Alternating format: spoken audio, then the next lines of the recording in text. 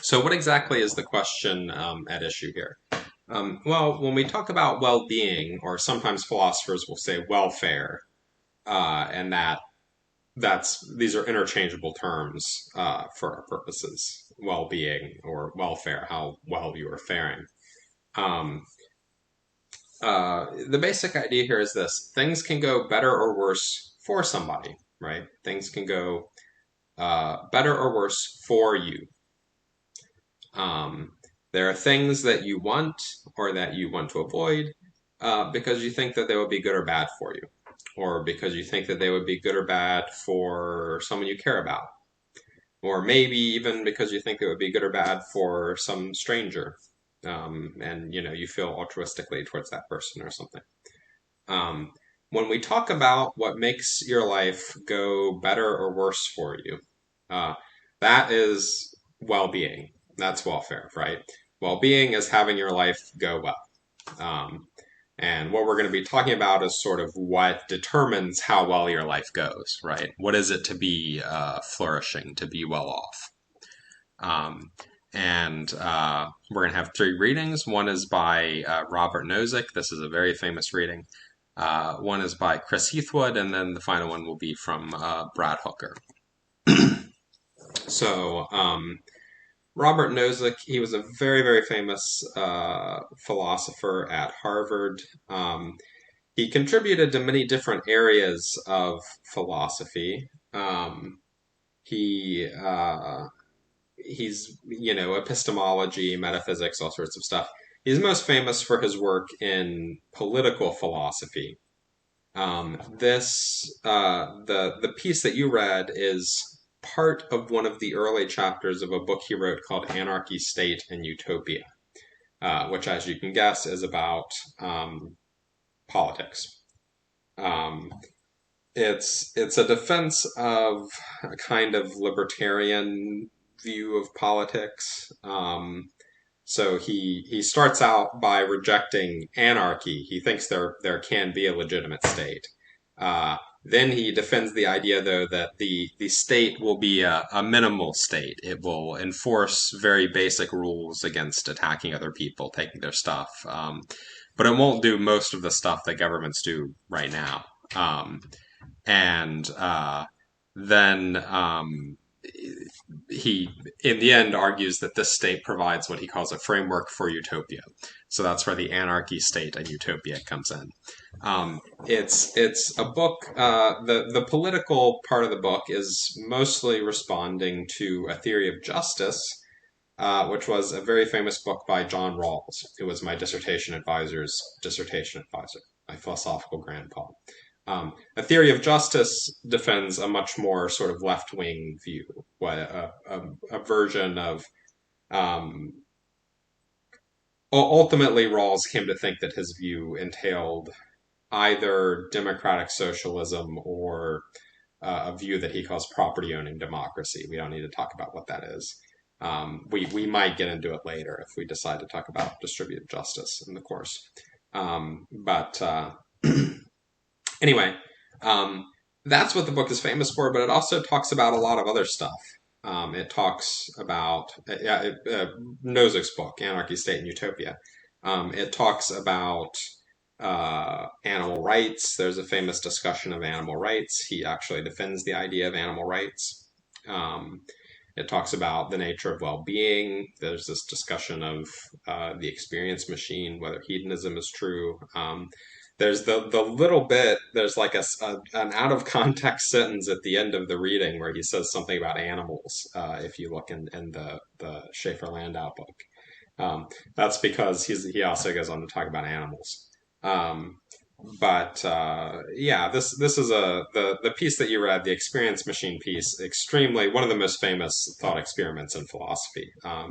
And all sorts of people who, I mean, it's disconnected from his broader political philosophy in a lot of ways. I mean, all sorts of people who reject the sort of libertarian program of anarchy, state, and utopia as a whole might nonetheless agree with what he says about hedonism and the experience machine, or about animal rights or about a lot of these other things that he kind of talks about along the way.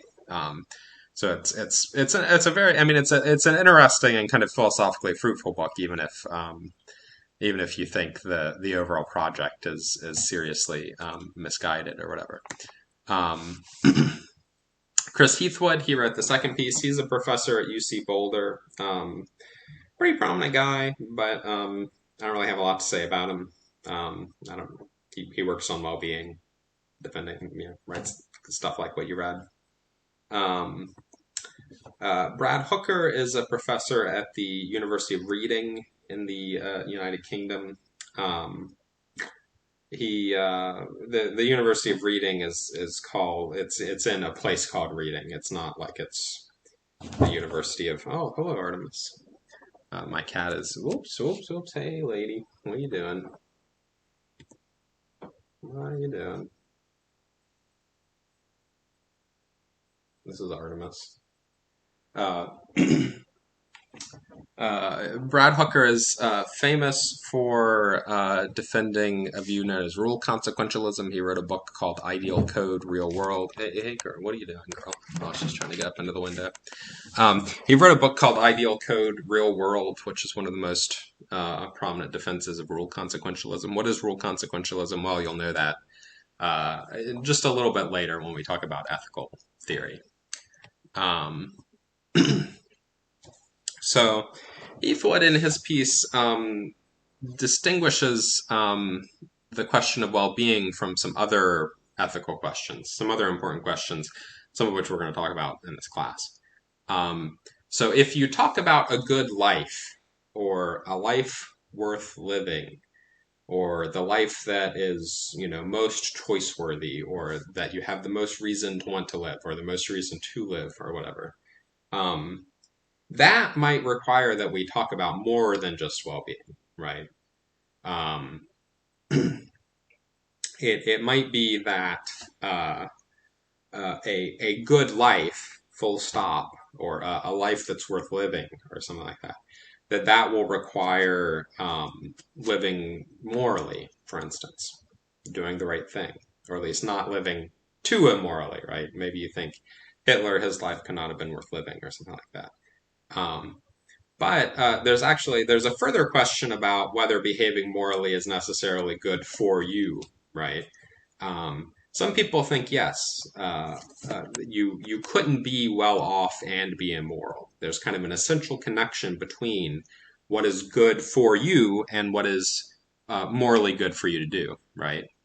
Hey, but this is the other cat, Apollo. Hey, buddy.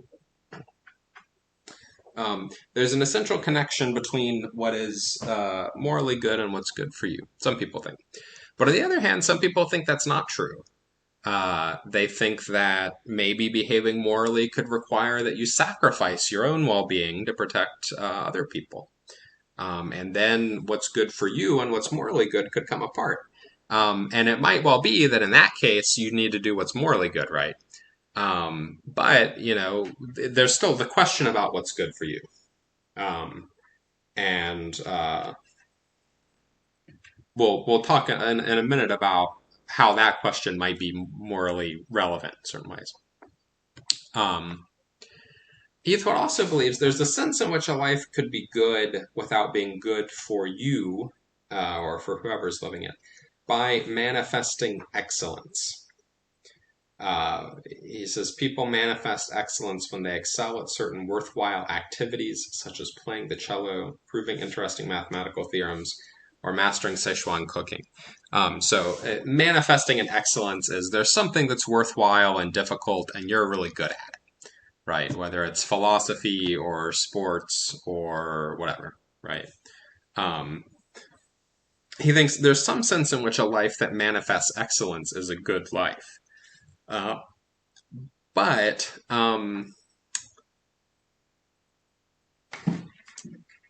it may not be, or at least it's a better life. A life is better for containing such excellence, and a life that contains such excellence is better than a life that doesn't, holding all else equal. But it's not necessarily, he thinks, better for the person. If you are a master cellist and you can manifest excellence by playing the cello incredibly well, but you've kind of gotten burned out, you don't enjoy it anymore, maybe you think that it wouldn't be good for you that you play the cello so well, even though it's good in some way, you know. Um, the movie Black Swan, I don't know if you guys have seen this, but I include this here because this is a character who manifests excellence while being very poorly off. Natalie Portman's character in this movie. She manifests excellence at dancing, but she's not flourishing, right. So her life is maybe good in the manifest excellence sense, not good in the good for her flourishing, full of well being sense. Um, he also thinks that we should distinguish well being from meaningfulness. He doesn't say what he thinks meaning in life is, but he thinks it's different from well-being. There's a piece in your book by Susan Wolf, who's a philosopher. She used to be at Johns Hopkins. I don't know where she is now, actually. But there's a piece in your book by Susan Wolf where she talks about the difference between a meaningful life and a well-off life. Um, so other people have defended this distinction too. You can read that if you want. It's not going to be assigned in this course. But finally, this is an important thing to get about this discussion. So Heathwood notes, look, if somebody asks you what things improve the quality of a person's life, he's likely to have in mind the question of what things tend to cause a person's life to be improved. If you ask the doctor, how can we improve grandpa's quality of life, the doctor is not going to go into some kind of philosophical dispute. Well, what is it to be, to have a quality of life?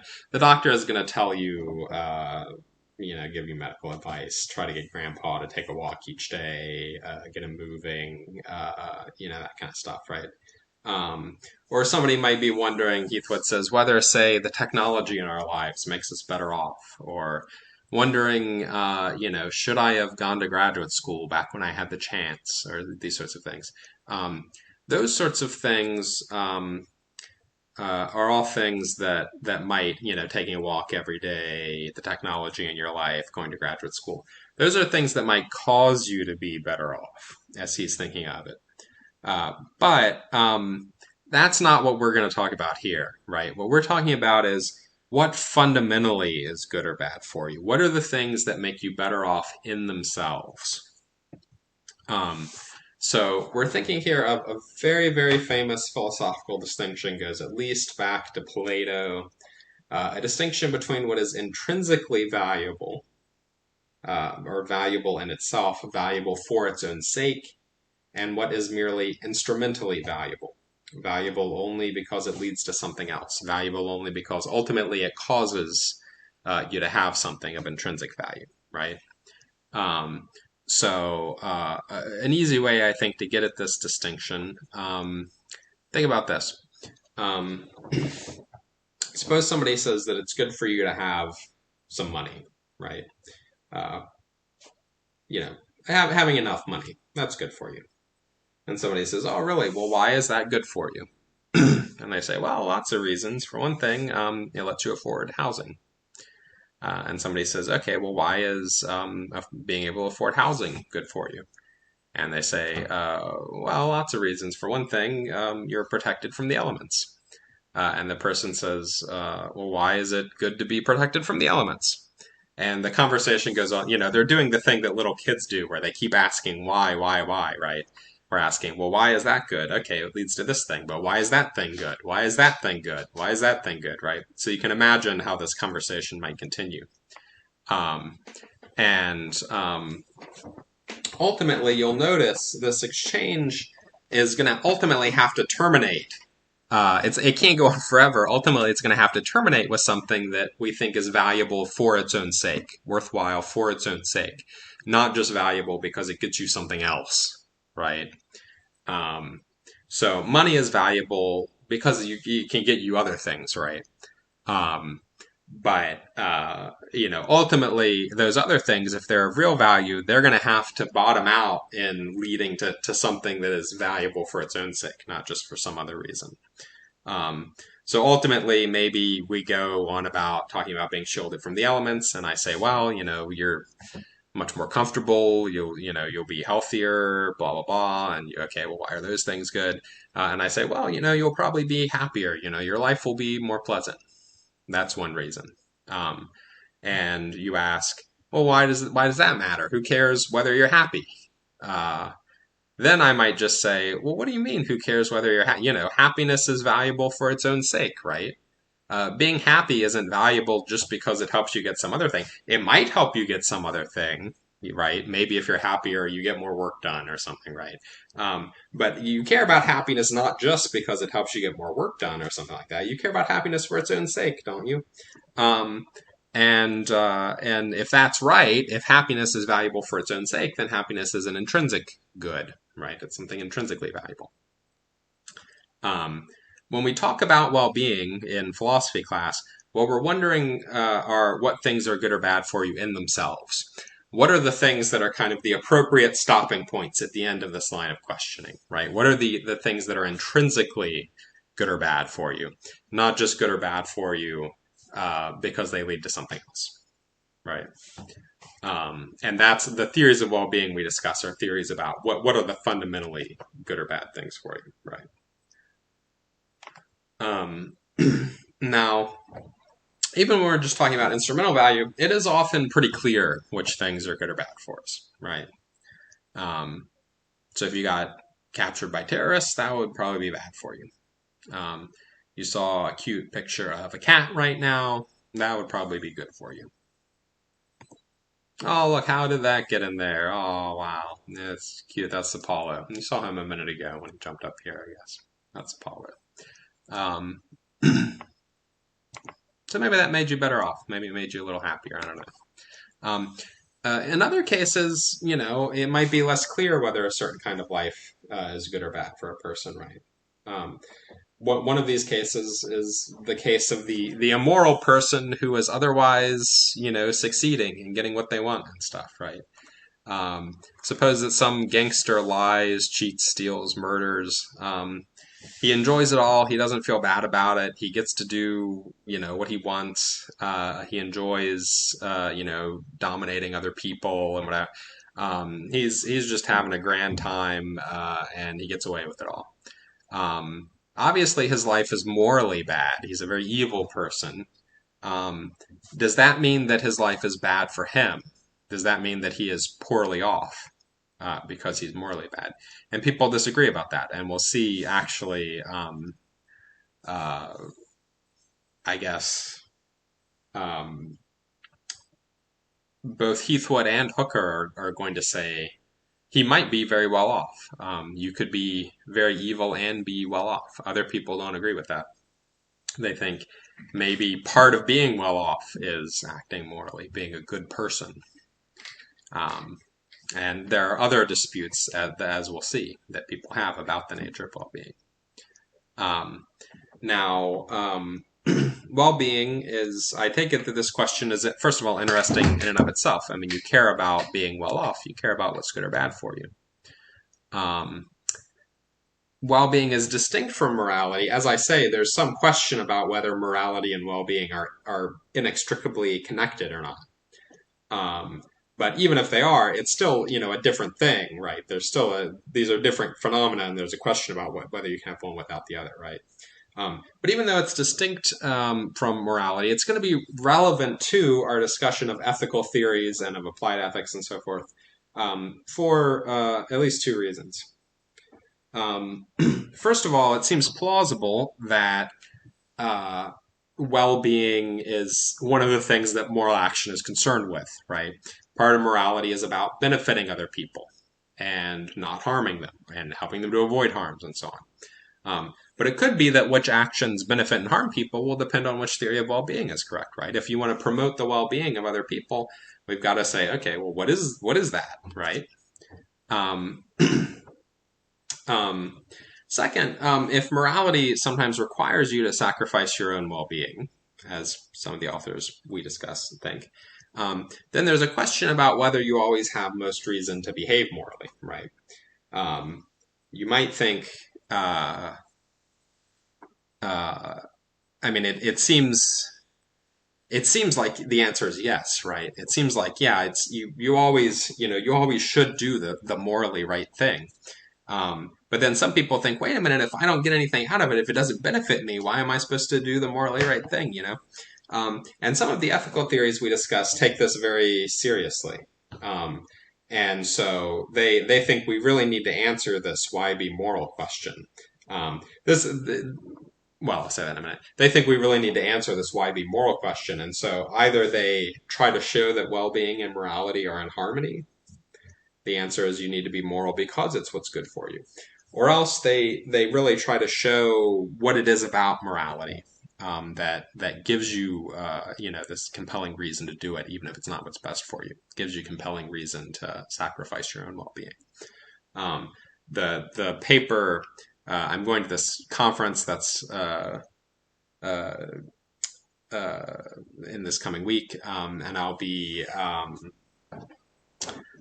commenting on a paper by Russ Schaefer Landau, the editor of your textbook, and it's titled "Why Be Moral." It's about this why be moral question, right?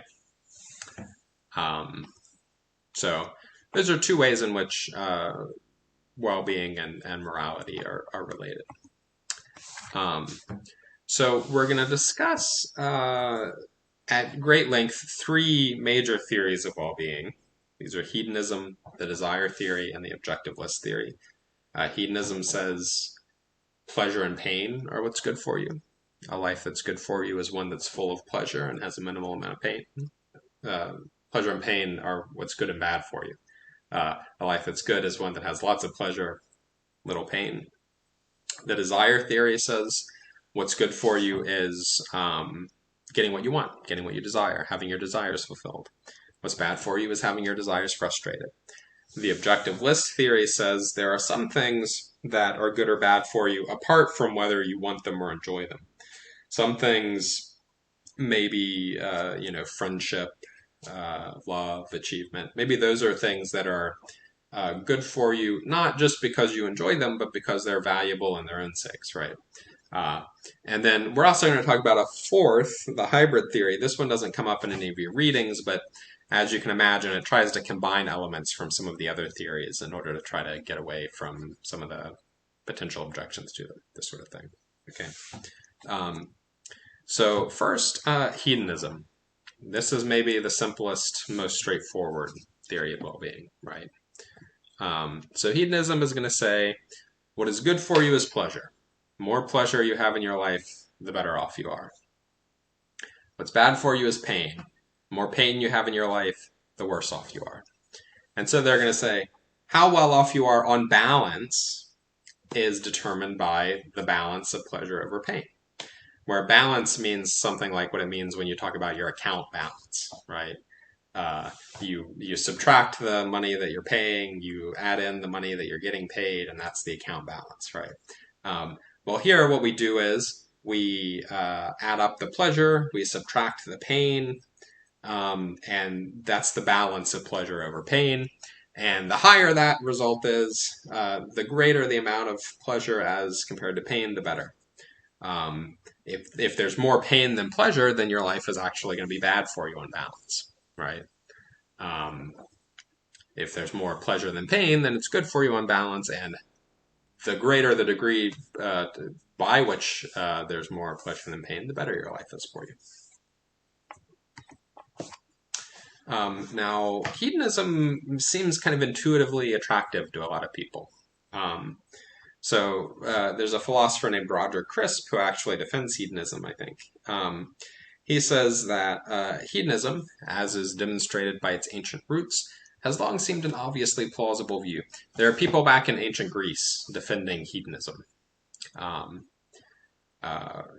You might think, look, what is there to being benefited except enjoying something, right? Like, what more is there? How could anything benefit you except because you enjoy it? So hedonism has a kind of obvious intuitive appeal to a lot of people.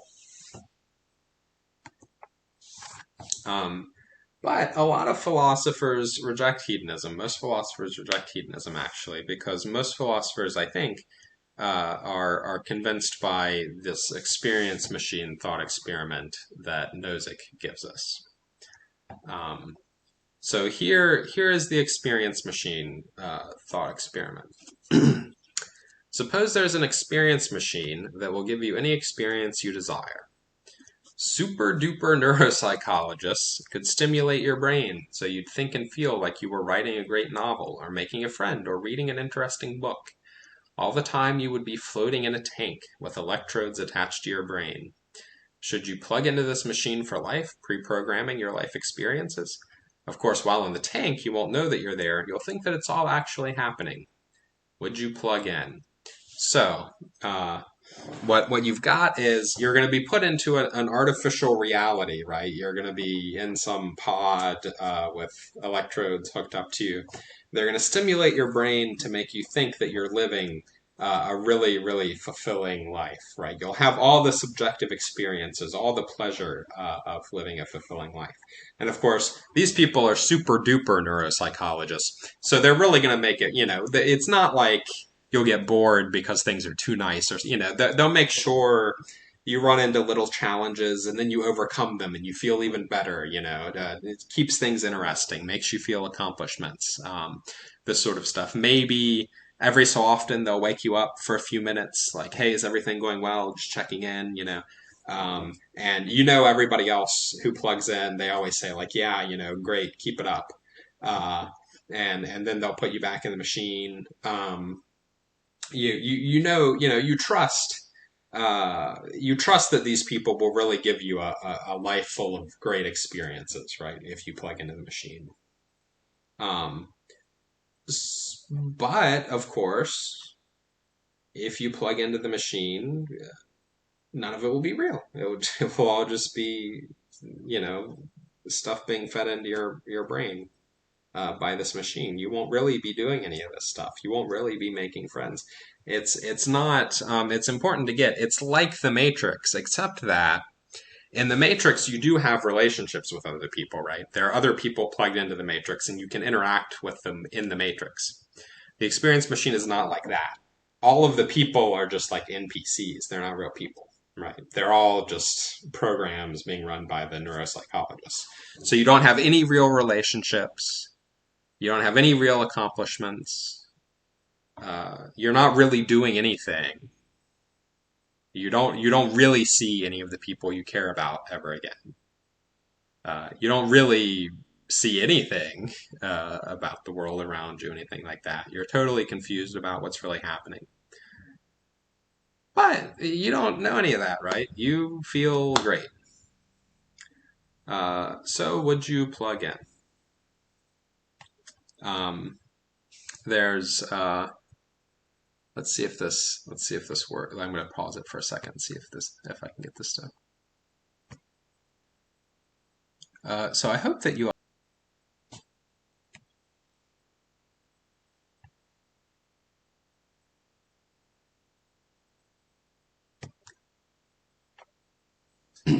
So I hope that played and that you guys could see the scene and hear the dialogue, and it wasn't just me sitting there awkwardly for a few minutes or something. But that's a scene you may remember from the first Matrix film. Cypher, who is the traitor among the humans, decides that he's had enough of life in the real world. He wants to be plugged back into the Matrix. He says, I don't want to remember anything. He wants it all to feel real to him. And he decides, if I can be plugged into the Matrix and live as, think that I'm some famous actor and eat this fake steak and all that sort of stuff, that's fine with me. Ignorance is bliss, so Cypher thinks. Though, as I say, in a way, Cypher is maybe better off than the people in the experience machine because in the Matrix, you do have real relationships with other people, and the people in the experience machine, you don't. But of course, in the movie, you're supposed to think that Cypher is kind of making a mistake, right? when he thinks that he should plug back in, kind of ignore reality. You might think that even more strongly if you keep in mind if he was plugging into an experience machine where there's no real people at all. Um, and in fact, most people do seem to have the intuition. Yeah, the experience machine. I mean, maybe it's not the worst possible life, right? Uh, there could be like an experience machine where you just get tortured the whole time, and that would be worse, right? Maybe it's not the worst possible life, but surely it's not the best possible life, right? Uh, it's missing things that matter because, again, you're not really doing anything. You're not really in contact with reality. You don't really have any real relationships. Um, and yet, hedonism seems to be committed to thinking that the experience machine does provide the best possible life for you. Hedonism says, look, what matters are your pleasant and your unpleasant experiences, the balance of your pleasure over pain. And the machine, of course, provides the best possible balance of pleasure over pain. It's been designed by super duper neuropsychologists to do exactly that. And from hedonism, what matters is just the experience. It doesn't matter what the source of those experiences is. It doesn't matter whether they're caused by you really succeeding as an actor or the machine's programming you to think that you're succeeding as an actor, right? And so if we think you shouldn't plug in, even for your own sake, right? It wouldn't be good for you to plug in, or at least it wouldn't be the best possible life that anybody could live if you plugged in. Then it looks like hedonism is false. Because hedonism seems to imply that plugging in would be the best possible life, and lots of people are convinced by that hedonism must be false. So Nozick concludes from the experience machine that hedonism is not correct. Things matter to our well-being besides just pleasure and pain. Well, what is it that matters? Nozick provides a few possible answers, and we're going to come back to some of these things later on as we talk about the other theories of well-being besides hedonism, right? Nozick suggests, well, maybe we want to do certain things, not just have the experience of doing them. You want to actually get your degree, or actually succeed as a writer, or actually get married to the person you love, or whatever. You don't just want the experience; you want it to actually happen. Right? You want to actually marry the person you love, not just think that you married them. A second reason is that we want to be a certain way, to be a certain sort of person. Third, and you're not really a certain sort of person in the experience machine because you're not actually doing anything, he thinks. Third, it limits us to a man-made reality, a world no deeper or more important than that which people can construct. You're not in touch with whatever fundamental actual reality is. Maybe what's most disturbing about experience machines is their living of our lives for us. Perhaps what we desire is to live ourselves in contact with reality. We want to live our own lives, not have some machine programmed by super duper neuropsychologists live our lives for us. So Nozick thinks. And this brings us to Heathwood. So an alternative to hedonism is the desire theory. The desire theory says well-being consists in getting what you want, having your desires satisfied. What's good for you is having your desires satisfied. What's bad for you is having your desires frustrated. So how well off you are on the desire theory will be determined by something like the balance of satisfied over frustrated desires, with stronger desires counting for more. Right? It's not just like you count. Okay, you had like 8 satisfied desires and 3 dissatisfied desires. If you really, really want something, that one counts for more than something you only slightly want, right? And a lot of people find the desire theory appealing because it allows us to avoid the experience machine problem, right? As I say, it seems like you actually want to you want to actually do certain things. You want to actually marry the person you love. You don't want to just have the experience of doing them. And the desire theory can explain how that matters, right? your desire that you marry the person you love is not satisfied when you get married in the experience machine, right? You think that you married the person you loved. Maybe you desire that too. Maybe you also desire having the experience.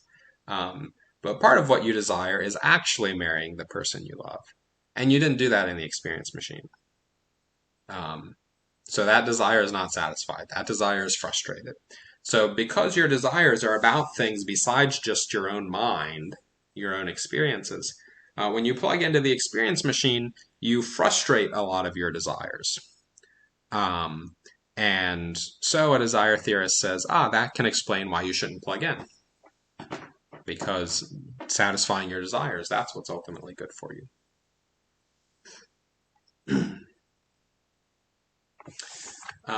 Now, why why the desire theory rather than something else, rather than say the objective list theory, which we're going to talk about in a minute? Heathwood says, okay, look, we can divide theories of well-being into objectivist theories and subjectivist theories. So the subjectivists think something can benefit you only if you have an interest in it, or want it, or have some other positive attitude towards it. Whether that is enjoying it, or liking it, desiring it, whatever. Somehow, for something to benefit you, you have to have the right attitude towards it. Whereas an objectivist will deny this. They'll say some of the intrinsically beneficial things in our lives are good for us, even if we don't want them, don't like them, don't care about them. They're good for you, whether you like it or not. Hedonism is a subjectivist theory. It says things are good for you to the extent that you enjoy them. Desire theory is a subjectivist theory because it says things are good for you to the extent that you desire them. Objectivist theory is an objectivist theory. It says some things, friendship, love, achievement, those are good for you quite apart from your attitudes. Those are just things that are objectively good for people, and you should want them because they're objectively good, right? It's not that they're good because you want them.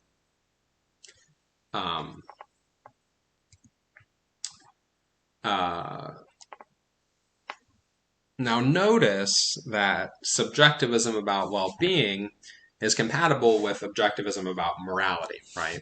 So it could be that the correct moral principles are true whether you like it or not, even if something can't be good for you whether you like it or not. So in endorsing subjectivism, which Heathwood is doing because he's a desire theorist, he's not endorsing, moral relativism or moral subjectivism or something.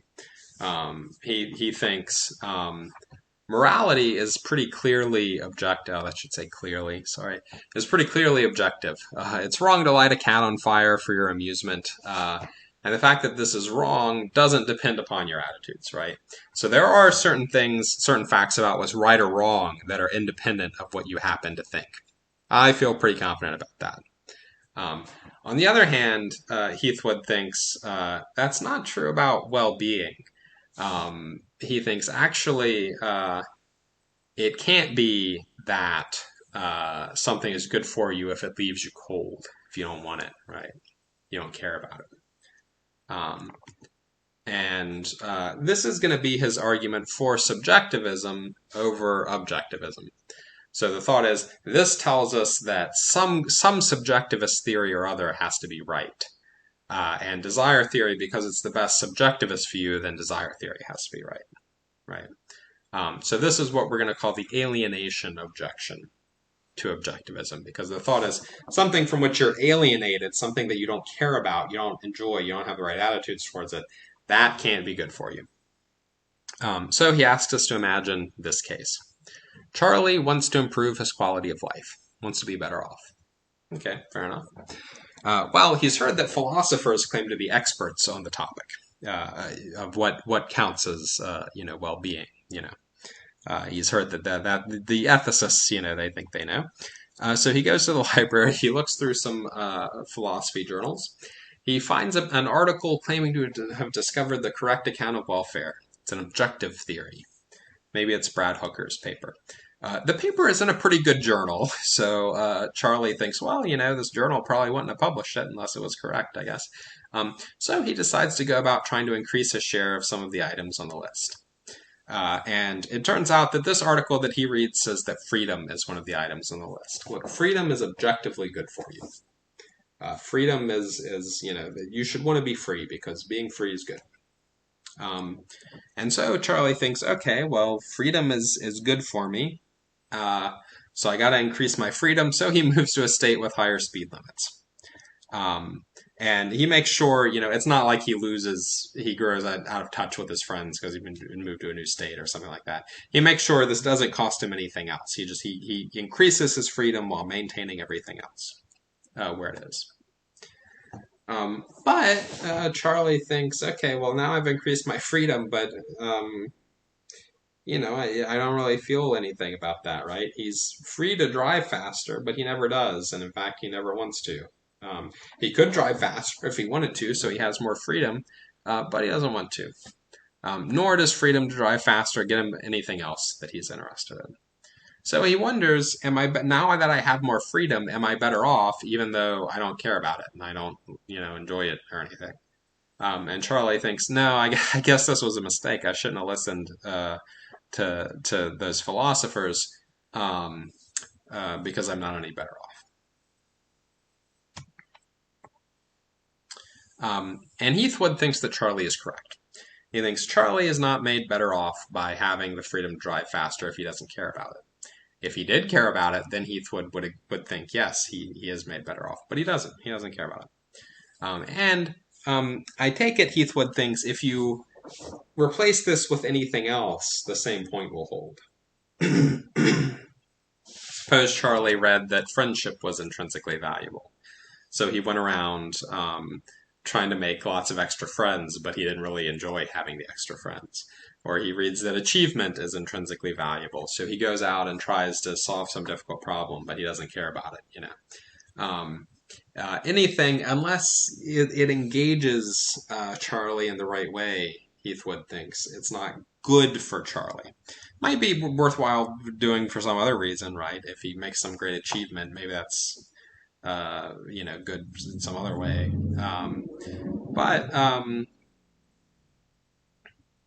That should say some form of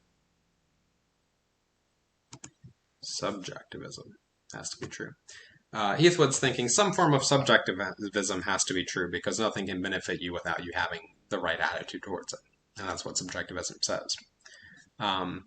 If the desire theory is the most plausible form of subjectivism, maybe because it avoids the experience machine, that sort of stuff, makes sense to be desire theorists. So that's kind of what Heathwood's argument is.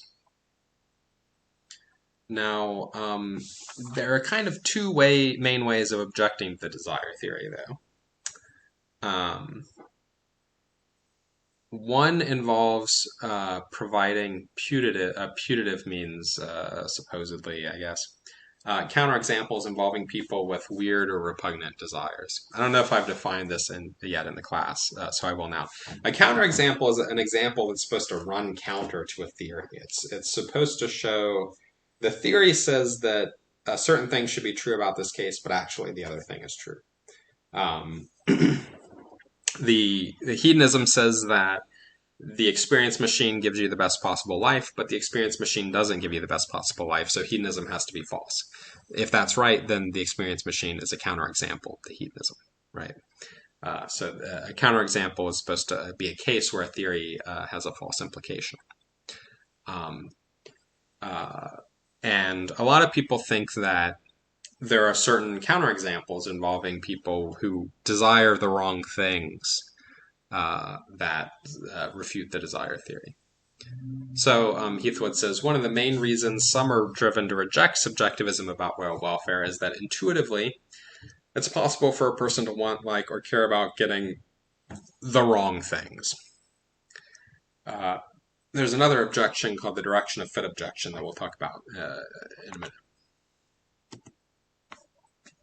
So think about Ted Bundy, a very famous serial killer. Ted Bundy wanted to torture and kill people, and he was very successful at that up until he got caught. So he was getting what he wanted, right? Looks like his desires were being fulfilled.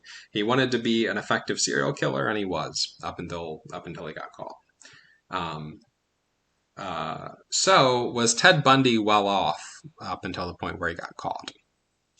Um, Now, again, we're not asking was it morally good that Ted Bundy killed people. Everybody agrees it was not morally okay for Ted Bundy to kill people. But we are asking, was it in Ted Bundy's interests to kill people? Did it make, every time Ted Bundy killed somebody, because that was what he wanted to do, did it make him better off? Did it like truly improve his well-being? Um, and it looks like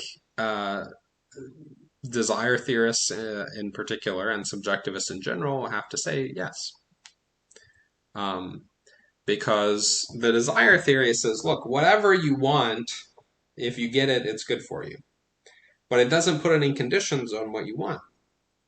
It doesn't say you have to want something that is objectively valuable or whatever, right? And so if Ted Bundy wanted to kill people, then that was what was good for him, was to kill people. It doesn't matter what you want so long as you get it, and so long as you're getting it. It doesn't matter from the perspective of your well-being. Of course, it matters morally, but it doesn't matter from the perspective of well-being what you want, so long as you want it, and so long as you're getting it doesn't conflict with your getting other things that you want.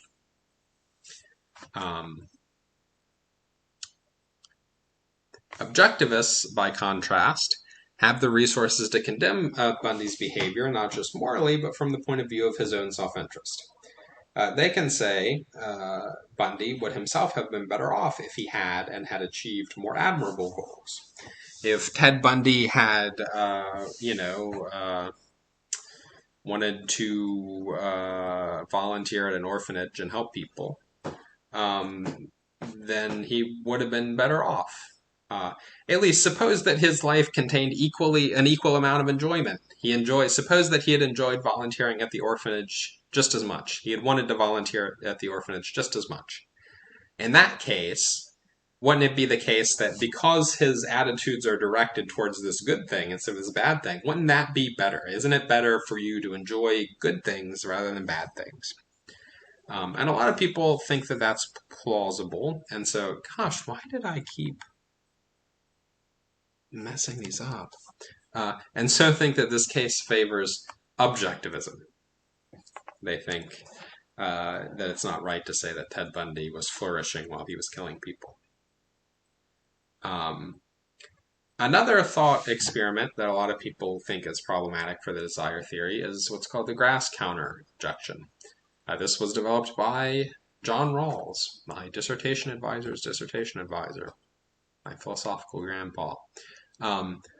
So Roger Crisp gives this brief description of it. So we imagine we have a brilliant Harvard mathematician. She's fully informed about the options available to her.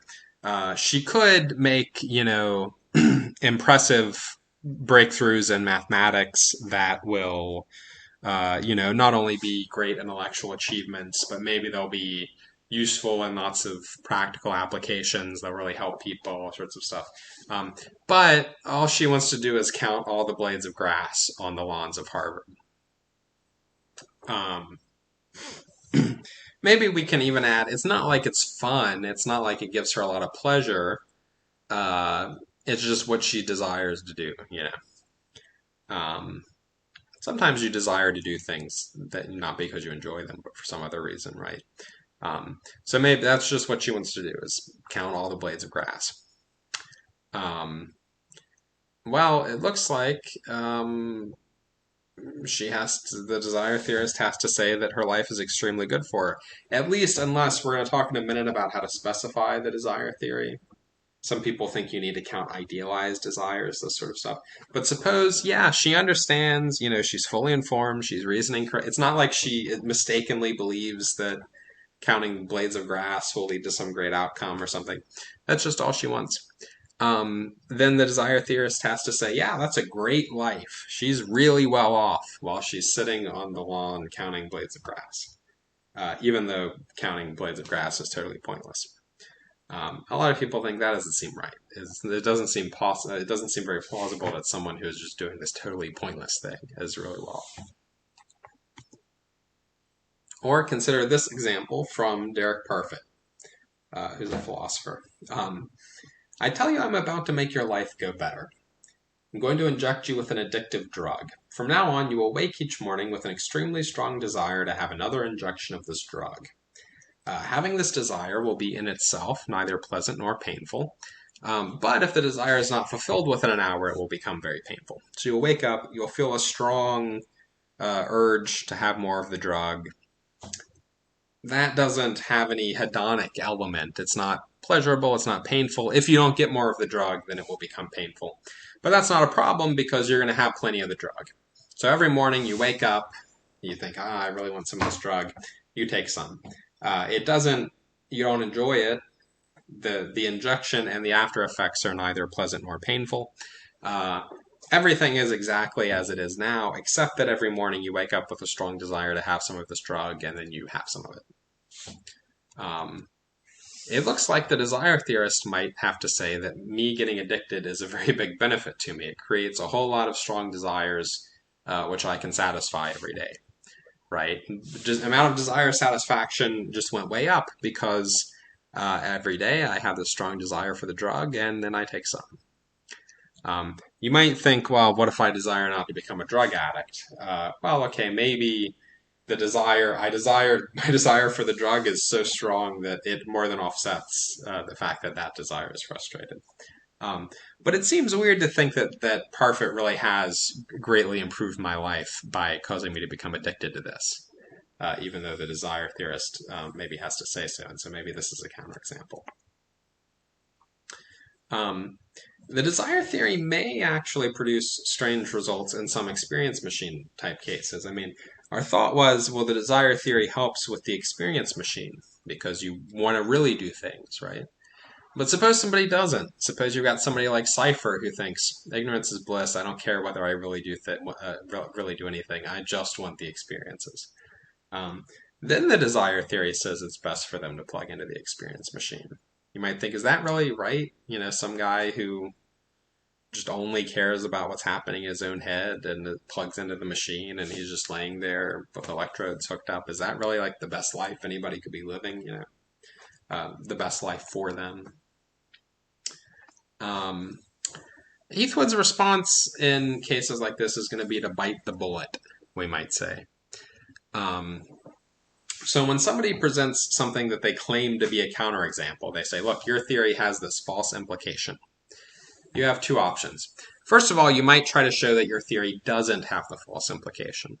Heathwood could say, oh no, actually my theory doesn't imply that Ted Bundy is very well off when he's killing people because blah, blah, blah. Right? You could say, no, I don't have that implication. Second, you might just accept the implication and deny that it's really false. You might say, yeah, actually my theory implies that Ted Bundy is well off. And that's fine because he is well off while he's killing people. That's called biting the bullet. You just accept the counterintuitive implication. Why is it called biting the bullet? It's kind of hard to know. I think maybe it goes back to battlefield surgery. The thought being the surgeon's going to cut off your arm or something, so he gives you a bullet to bite down on, so you don't bite your tongue off or something like that. So it's it's a painful experience because you're just absorbing the counterintuitiveness of the implication, That's why it's called biting the bullet. Maybe. I don't know. I think that's why it's called biting the bullet. So Heathwood just says, yeah, Ted Bundy was doing very well for himself until he got caught. And presumably desire theorists will say the same thing about other possible counterexamples. He says, look, I agree that Bundy was a monster. I condemn what he did in the strongest terms. We can all agree Bundy was evil. He shouldn't have done this stuff. It's good that he got caught. But it strikes me as a false hope to think that Bundy could not have benefited from doing what he did. He did benefit from killing people. Thus I bite the bullet and maintain that Bundy was in fact quite well off before he got caught. To be honest, I don't even think of this as biting a bullet. I think it's just the genuinely correct verdict. So it's Heathwood is saying he doesn't think of it as biting the bullet in the sense of it's not like he's accepting this unpalatable conclusion. It's not even unpalatable to him. It just even apart from the desire theory, he thinks actually this is the correct view that Ted Bundy was well off. All we're saying is that he benefited. We're not saying it was morally acceptable or that it was worth emulating. We're just saying that he benefited. And he thinks that, yeah, actually, that's right if you think about it. In fact, that helps explain something. It helps explain why we find the whole situation so sickening. Here is this monster doing the most unspeakable things and all the while living large because of it. Isn't that part of what's so terrible about the situation is that he was well off, he was benefiting while in fact being extremely evil and making other people suffer. This is what Heathwood thinks. You can consider whether you find that plausible or not, right? Maybe pause and think for a while about whether you find that plausible or not. That Ted Bundy actually was benefiting a lot by killing people.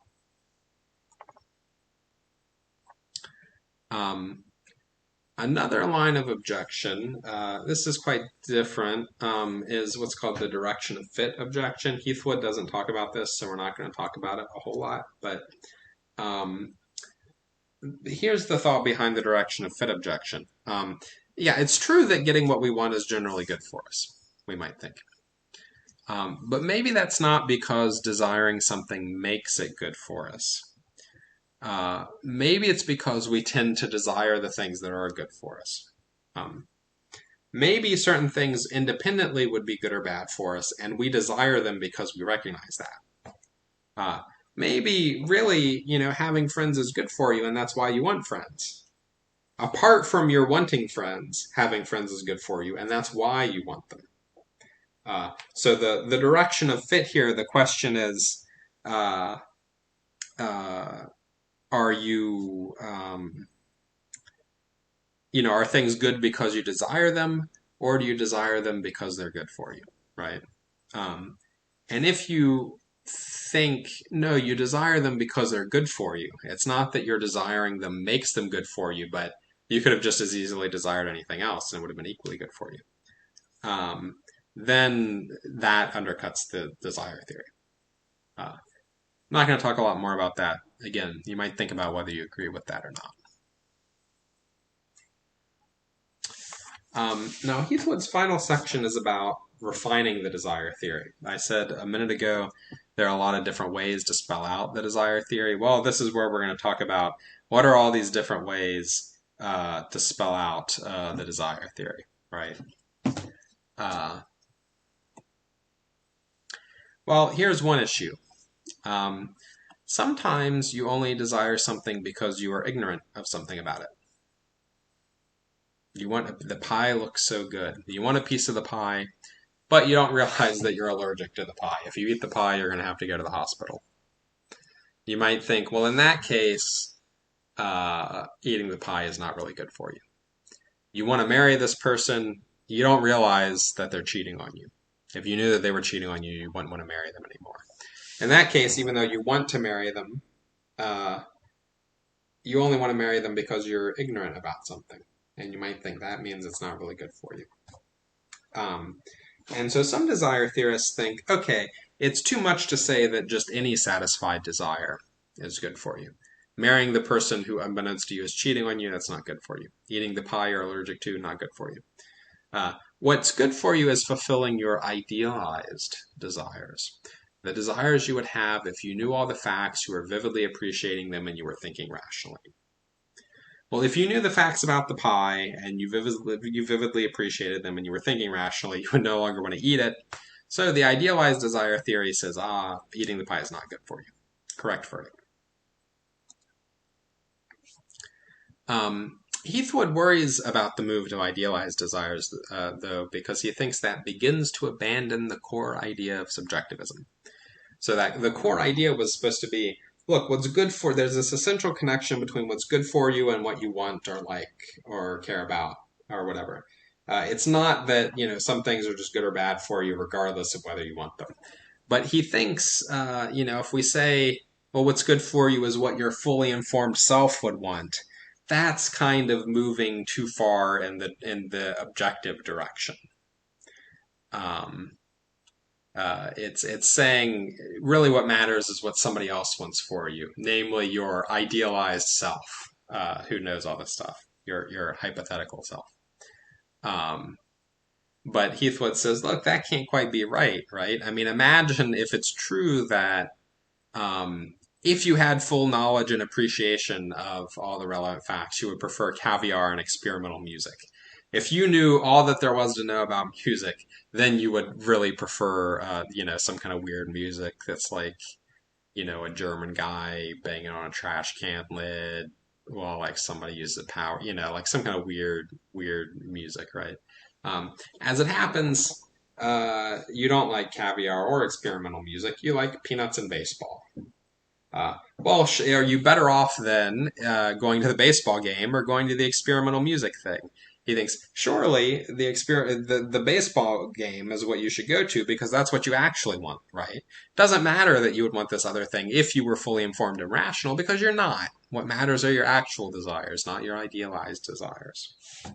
And Heathwood thinks if actually we can explain cases like the pie case or the marriage case just by appealing to your actual desires. So he thinks actually it is good for you somewhat to eat the pie because you want it and it fulfills your desire. It is good for you somewhat to marry the person because you want to marry them. But on balance, these things are bad. You want other things like not going to the hospital because you got an allergic reaction more than you want to eat the pie. And so, on balance, you're made worse off by eating the pie because you frustrate these other stronger desires. You want other things, not to be married to someone who cheats on you, more than you want to marry this person. And so, on balance, your desires are frustrated more than they're satisfied by marrying. This is his thought. Here's another issue about how to respond, or about how to refine, how to specify the desire theory. Some people feel like sometimes your desires are not about you in the right way for them to be relevant to your well-being. So Derek Parfit, who I mentioned a minute ago, he has a very famous book called Reasons and Persons. There's an appendix in it that's all about well-being. He gives this example. Heathwood gives a similar example about your uncle, but for Parfit, it's a stranger. You meet a stranger.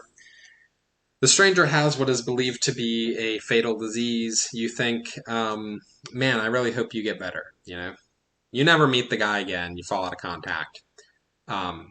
Unknown to you, the guy does get better. On the unrestricted desire fulfillment theory, a theory which just says any desire, no matter what it's about, can be good, can make your life better. That event is good for you. And Parfit thinks that's not plausible. He thinks, yeah, look, it's great that stranger got better, but that doesn't make your life better, right? It doesn't benefit you that this random guy you met, who, you had this altruistic desire about, it doesn't benefit you that he got better and you never heard about it. Some people, because of examples like that, think, okay, so we need to count only desires that are about your life in the right way. Heathwood worries that that's going to exclude too much, though. I mean, if I want my favorite sports team to win, is that a desire about my life? I mean, it's about, I'm not playing in the game. I'm not part of the victory in any direct way, So Heathwood thinks, actually, this is what you should say about the stranger case. Desire, satisfaction, and frustration only matter when you know about them. So in fact, what matters is not whether your desire is satisfied. What matters is whether you learn that your desire is satisfied. If you did hear that the stranger got better, oh, he got better, great, then that would be good for you, he thinks. It's not good for you because you never hear about Um, One question you might ask yourself is whether this move, if you go Heathwood's route, whether this move undercuts some of the desire theory's supposed advantage in responding to the experience machine case. I mean, if the thought is, desires being frustrated only matter if you know about them, uh, well, you don't know that your desires are frustrated in the experience machine case, right? Um, Desires being satisfied only matters if you know about them. Well, I mean, your desires aren't satisfied in the experience, or a lot of your desires aren't satisfied in the experience machine, but you think they are. Is that enough for them to be good for you? If you make it too dependent on your own perspective and what you happen to know, it might wind up that the experience machine starts looking good for you again because it turns out that, well, from your perspective, your desires are all satisfied, right? You think things are going great because you think that you're getting all these things that you want. So that's another question for the desire theorist as they try to refine their view. Then a final question for the desire theorist concerns the fact that your desires change over time. So think about this. Suppose that when I was a kid, I wanted to be a firefighter when I grew up. Now that was a desire about the future. So whether my desire as a kid was satisfied depends on what happens now. I thought I want it to be the case that in the future I'm a firefighter. Whether that desire of 8-year-old me is satisfied depends upon what happens in the future, right? But suppose that now I'm a grown-up and I don't want to be a firefighter anymore. I want to be a philosopher or something else. Okay, so this desire I had when I was a kid was not fulfilled. I wanted to become a firefighter. I hoped that I would become a firefighter, and I didn't. But does that give me any reason to become a firefighter now, given that I don't want to do it anymore? Do I think, well, my life in some way will have more desire satisfaction because my past desires about what will happen now, those will be satisfied if I become a firefighter, even though I don't want to do it anymore. You might think no. So if we think that, what are we going to say? Well, maybe what matters is only present directed desires. Maybe it's only what I want for myself at the moment. The desires I have now about what happens now matter. The desires I had yesterday about what happened yesterday matters. But if I had some desire yesterday about what happens today, that doesn't matter, right? What matters is only what I want for myself at any given moment. But then you might worry that in other cases, it's not clear that that gives the right result. Sometimes you do think, this guy wanted to be buried by the sea, overlooking such and such a place where sometimes it seems like you do think that desires somebody used to have matter. Somehow you could maybe benefit or harm them by fulfilling what they wanted, Or you might think, well, if I don't do this now, I'm going to regret it in the future, and that will provide you with a reason to do it or something. So I say all this. I know that was a lot about ways to refine the desire theory. I say all this just to say the issue of actually spelling out the desire theory gets very complicated. There are a whole lot of decisions you have to make about which desires count, how they count, this sort of stuff. You might think that there's some sort of argument against the desire theory in there somewhere. Maybe some of the things they say have to look arbitrary, or maybe there's no good answer to some of these questions, and that would be an argument against the desire theory. Maybe not. Maybe you don't think that. Maybe it's just, well, these are questions they need to answer, But now we're going to turn to the Hooker piece, the discussion of the objective list view. Maybe you think, okay, so those other views, the subjectivist views, they did have something to say for themselves, but they also had certain problems, with the experience machine, with Ted Bundy, that kind of stuff. Maybe we should adopt an objective list theory instead. Now, an objectivist theorist might well say, okay, the hedonist is right. Pleasure is one of the things that's good for us. But they'll say there are other things that are also good or bad for us apart from how you respond to them. It might be that friendships, hopefully you do enjoy your friendships, but your friendships aren't valuable for you just because you enjoy them. They're valuable for you in and of themselves because friendship is good for people, objectively, apart from what anybody thinks. If everybody just hated friendship, then we would just be kind of mistaken. We'd be missing out on something. If we say that, that would allow us to avoid many of the objections that we've raised to the other theories. The objectivist theorist, for instance, can say that the person in the experience machine has a non-ideal life because they do have lots of pleasure, but there are other objectively important things that are missing because they're just laying in this pod. We're going to talk with Brad Hooker's piece about what sorts of things the objectivist theorist should put on the list. What sorts of things might this person be missing? But and then they can say the same thing about the grass counter, Ted Bundy, so forth. Ted Bundy is missing out on all sorts of objective goods that he could be participating in, and in fact implicating himself maybe in certain objective evils. Maybe being extremely evil is bad for you, even if you don't think it is, right? Maybe even if you don't mind that you're evil, maybe it's just bad for you to be evil in and of itself. They avoid the direction of fit objection because the direction of fit objection was, well, don't we want things because we think they're good for us rather than them being good for us because we want them? And the objectivist theorist can say, yes, friendship is good for you and that's why you want it, and so forth, right? So that's the motivation. Of course, the main objection to the objectivist theory is this alienation objection that Heathwood always presented, and we're going to come back to that at the end, right? But Brad Hooker begins his paper by mentioning some of the objections to the hedonist and desire satisfaction theories that we've already seen, right? Hedonism implies that all that matters to your well-being is your subjective feelings. So you could be living a very good life, even if none of your goals are actually being accomplished, because you're in the experience machine. Desire theory implies that you can be living a great life by spending all your time fulfilling wacky desires, he says, like the desire to count blades of grass.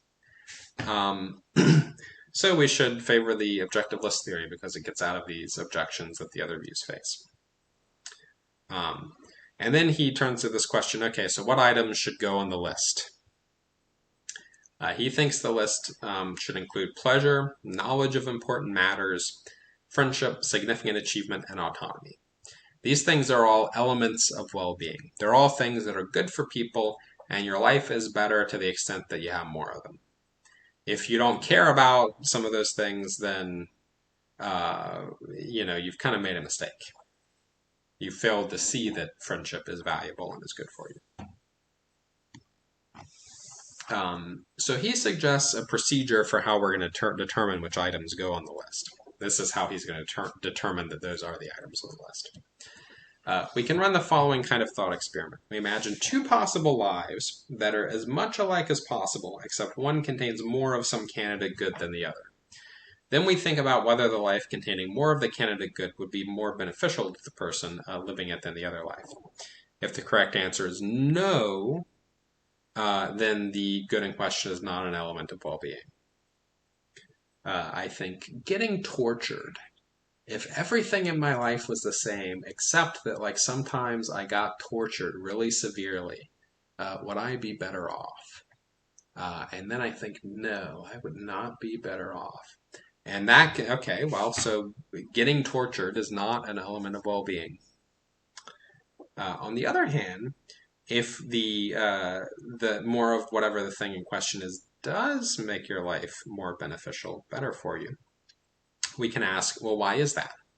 And one possible explanation is, well, it does it inherently. It makes your life have more well-being. And then it is an element of well-being. So Hooker initially applies this test to what he calls innocent pleasure. Innocent pleasure means it's not pleasure taken in something bad. It's not Ted Bundy type pleasure. It's just you're in a good mood or something. Um, okay, let's imagine two lives that are exactly alike, except that one contains more innocent pleasure.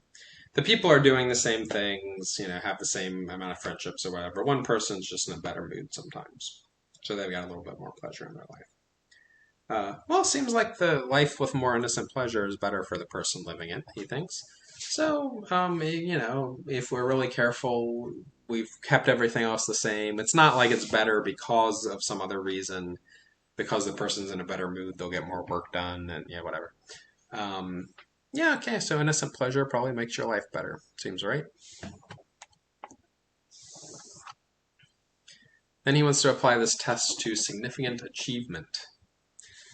Significant achievements, things that are worth doing that are really difficult, that kind of thing. Getting your degree, writing a great novel, making some scientific discovery, rescuing some person under dangerous conditions, all those significant achievements, maybe.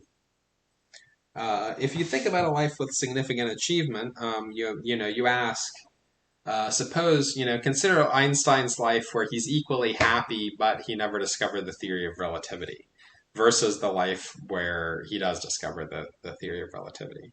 Doesn't that seem like it's a life that's better for him? He's got something he's accomplished something. He's got something to say for, how he's made his mark on the world. Um, and so Hooker thinks prima facie significant achievement looks like prima facie means at first on the face of it, at first sight. Uh, Significant achievement's an element of well-being. Now maybe you think, no, it's not that the achievement itself is an element of well-being. Maybe somehow significant achievement causes you to have more pleasure or friendship or important knowledge or whatever, and those things make it better. But Hooker thinks that's not necessarily the case. I mean, sometimes people sacrifice their relationships with other people in order to achieve more or something, right? Uh, you let some of your friends go so that you can focus on learning to be a master cellist. Um, and if we imagine a situation where things really are equal, you have more achievement, but no more of anything else. It still seems like it contains more well-being, so significant achievement is an element of well-being. He then turns to important knowledge. Important knowledge here is extended and explanatory knowledge. A little hard to spell that out, but deep fundamental truths, right? Not just trivial truths. If knowledge itself made you better off, that would be weird because then you could just memorize a bunch of phone numbers and like, I have so much more knowledge, wow, I'm just doing great for myself now. That would be silly, but important knowledge, philosophy, this class, that kind of stuff. He thinks somebody with lots of important knowledge seems better off even if you hold everything else fixed. So, element of well-being. It's worth asking yourself, as before, as I say these things, does that seem right to you? Try to imagine these lives in detail and see whether one seems better for the person living it. Autonomy. You can anticipate his procedure at this point. He thinks autonomy is an element of well-being. He talks a little bit about appreciate. Did I forget to put in a slide about friendship? He says this about friendship too.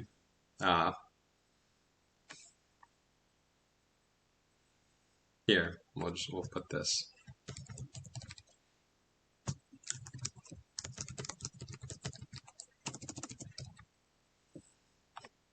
He has a little bit at the end about whether friendship is valuable for you merely because it's a kind of achievement or because it's intrinsically valuable in and of itself.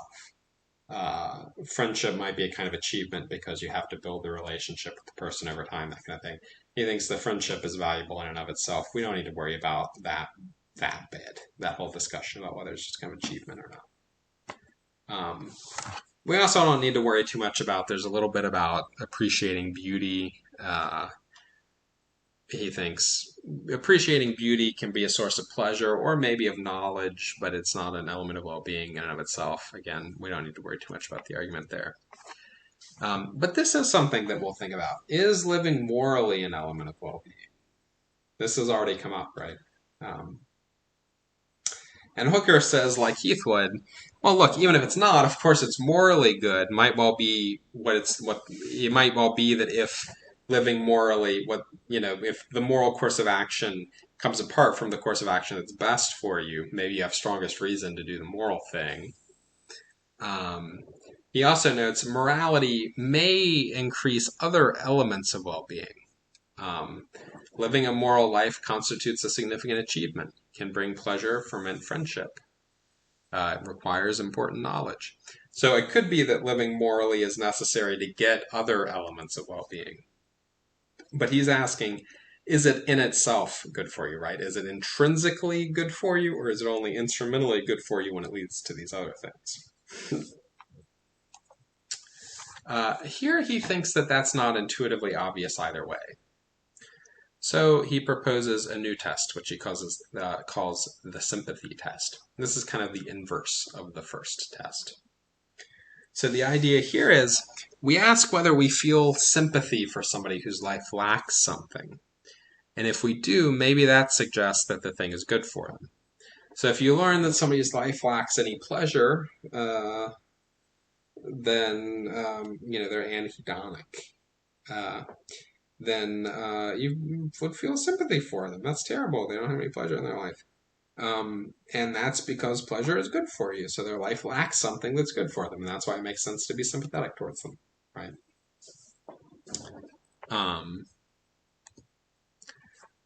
But suppose we apply this test to some extremely evil person. Well, he thinks we don't feel sympathy for that person. And that suggests that living morally is not an element of well-being. We don't feel sorry for the evil person because they're so evil. And that means that, that suggests that maybe the fact that this person is not living a moral life is not itself something that detracts from their well-being. Now, you might think, well, maybe there's some other explanation. Maybe the reason you don't feel sympathy for evil people is not because they don't lack an element of well-being. They do. But maybe it's because you think that they're bad and so they deserve blame and that kind of stuff. And that conflicts with the sympathy. And Hooker thinks, well, but sometimes you blame people for things, even when you care a lot about them.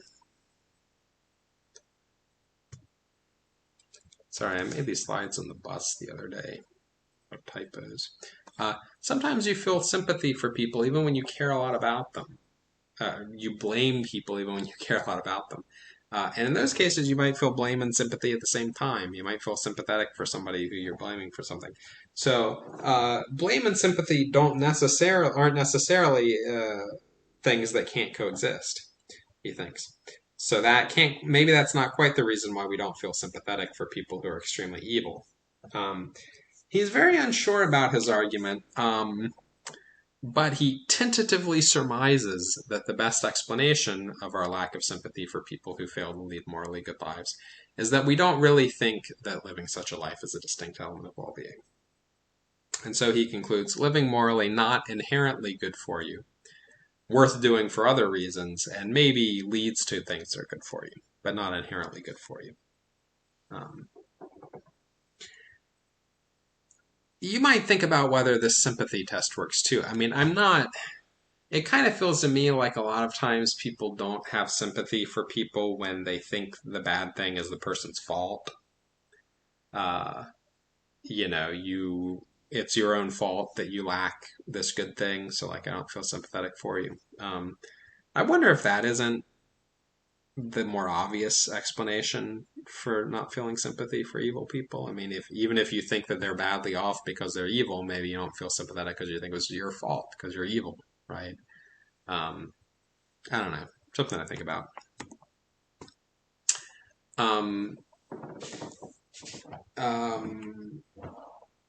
He doesn't respond to the alienation worry. he might, I guess, just have to bite the bullet. I mean, he does have to say things can be good or bad for you apart from how you think about them or feel about them, apart from what you want, right? Um, he might say, well, people generally are, as long as they're reasonable people generally are going to desire the things and enjoy the things that actually are objectively good. Um, but if somebody just doesn't care about friendships or whatever, well, maybe they're just wrong about that, right? Um, you might also think, I mean, one thing an objectivist theorist could say in response to the alienation objection is, even if, when Charlie moves to the state with more freedom, supposing freedom, Hooker talks about autonomy. Um, he has more autonomy, but he doesn't care about it. It might be that generally you should focus on things that are objectively good and that you enjoy, right? Because the objectivist theorist thinks pleasure is a good thing. It's one of the things that's good for you. Uh, so generally, you're going to be benefited more by the things that you care about and enjoy because you get pleasure from them, right? On the other hand, if you try to, force yourself to enjoy something that you don't like, then it's going to make you less happy and stuff. Um, so it could be that the objectivist theorist should say, well, like, yeah, autonomy is objectively good for you, but like, if you don't care about driving faster, don't go out of your way to add that to your basket of autonomy because, uh, that's not going to add. If you instead focused on something that gives you autonomy that you care about, then you'll also get more pleasure and other things. I don't know. I'm not sure if that made sense or not. But here's a final thought before we close. There are also these things called hybrid theories. These aren't mentioned in any of your readings. But basically, they're going to try to give us the best of both worlds. Maybe you think, okay, well, the hedonist and the desire theorist are wrong to think that what we enjoy or what we want doesn't matter, or that you can't want the wrong things from the perspective of well-being, right? They're wrong to not care about the objects of our enjoyment or of our desire. And we can see this because of the experience machine thing, the grass counter, the Ted Bundy, direction of fit stuff. But suppose you're also worried about this alienation thing. You think the objectivist theorist is mistaken to think that something can be good for you when you don't care about it. I'm bending down because I'm petting my cat, if you're wondering. In that case, maybe you'll be attracted to a hybrid theory.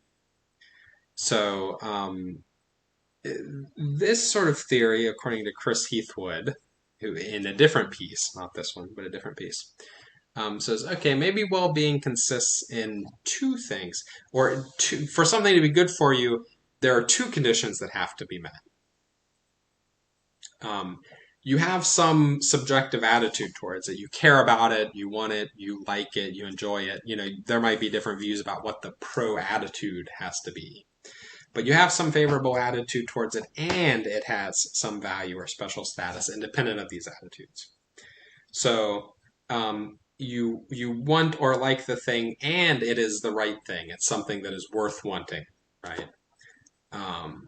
So it combines the two. It combines the objective and subjective camps because it says there's a subjective element to well-being. You have to want or enjoy the thing or whatever, and the thing has to be objectively valuable. And as I say, there are different views about what the pro attitude should be. You might think it's desire, so it has to be that the thing has objective value and you want it, and then when you get it, it's good for you. Or maybe if you're inspired by hedonism, you might think the thing has to have objective value and you enjoy it, and then you get it, it's good for you. Derek Parfit, talking about the latter version, where the thing has to be both liked and objectively valuable, says, maybe what's best for people is a composite. It's not just their being in the conscious states they want to be in, having the right, experiences. nor is it just having knowledge, engaging in rational activity, being aware of true beauty and the like. These are some of the things Parfit suggests might go on the objective list. What's good's not just what hedonists claim, nor what's just what objectivist theorists claim. We might think that if you had either without the other, you would have little or no value. You need both. Each side in the disagreement saw only half the truth. Each put forward as sufficient something that was only necessary. It was necessary that you enjoy the thing, but that's not enough. It was necessary that the thing have objective value, but that's not enough. You need both. Pleasure with some kinds of objects has no value. Pleasure in torturing and murdering people has no value. On the other hand, greater autonomy, when you don't enjoy the greater autonomy, that doesn't give you greater well-being either. What's of value or good for somebody is to have both, to be engaged in objectively valuable activities and to be strongly wanting to be so engaged, something like that. And of course, you could come up with more complicated versions. Maybe you think, okay, the innocent pleasure thing, maybe you're not taking pleasure in anything in particular, you're just in a good mood. Maybe that's still good for you. But maybe pleasure is better when it's taken in something of objective value. Or at least it's worse for you when it's taken in something evil, like murdering people. And so forth. It's interesting to think about, what other sorts of variations on the theories can you come up with, that kind of stuff. You might think, okay, yeah, these do a good job of avoiding some of the objections that we've talked about so far. Maybe there are other objections we haven't talked about. But at least the ones we've come up with, yeah, maybe they do a good job of avoiding those. On the other hand, if you weren't convinced by those objections to begin with, then you wouldn't see any need to. I mean, the hybrid theories are more complicated, right? They're more convoluted. If one of the theories, the three earlier theories, works on its own, if you thought the objections weren't that good, then there's no motivation to move to this more complicated hybrid theory, right? So maybe a question to ask yourself is whether that's the case or not. Yeah, so that's the lecture on well-being. I hope, yeah, it's pretty long, so I hope maybe you took a break in the middle and did something to increase your well-being. I don't know, stretch your legs a bit. But anyway, yeah, that's it.